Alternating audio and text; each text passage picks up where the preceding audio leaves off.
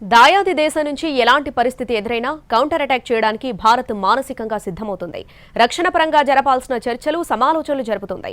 మన యాక్టివిటీ చూసి పాక్ గుండెల్లో గుబులు మొదలైంది.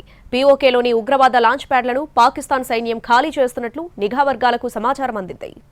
పెహల్గాం ఉగ్రదాడి తర్వాత రక్షణ మంత్రి రాజ్నాథ్ సింగ్ వరుస సమావేశాలు నిర్వహిస్తున్నారు. తాజాగా స్టాండింగ్ కమిటీ కీలక సమావేశం నిర్వహించారు. పెహల్గాంలో జరిగిన దాడి, సైన్యం సన్నద్ధత, రక్షణ శాఖ పరంగా తీసుకోవాల్సిన చర్యలపై చర్చించారు. దాదాపు 40 నిమిషాల పాటు ఈ సమావేశం జరిగింది. అంతకుముందు ప్రధాని మోడీని కలిసిన రాజ్నాథ్ సింగ్ పెహల్గాంలో పరిస్థితులు, భద్రతా సన్నద్ధతపై సైన్యం తీసుకున్న నిర్ణయాలను వివరించారు. పాకిస్తాన్తో ఉద్రిక్తతలు కొనసాగుతున్న సమయంలో భారత్ కీలకమైన రక్షణ ఒప్పందం కుదుర్చుకుంది. ఫ్రాన్స్తో Rafale marine combat aircraft deal కుదుర్చుకుంది. ఒప్పంద పత్రాలపై భారత రక్షణ శాఖ కార్యదర్శి, ఫ్రాన్స్ రాయబారి సంతకాలు చేశారు. ఈ డీల్ విలువ 63,000 కోట్ల రూపాయలు.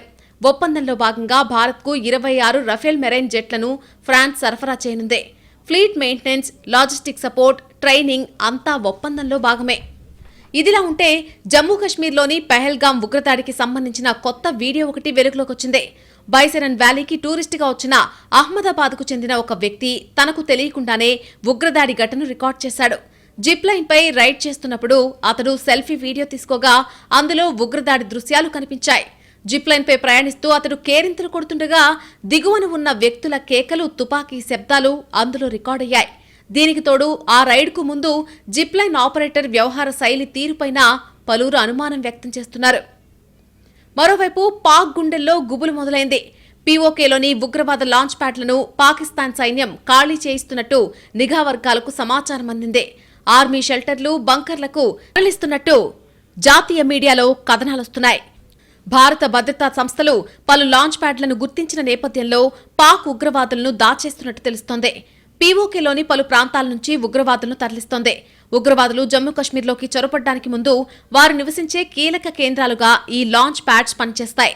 వీటిలో 150 నుంచి 200 మంది శిక్షణ పొందిన ఉగ్రవాదులున్నారని, వారంతా చొరబాటుకు సిద్ధంగా ఉన్నారని సమాచారం.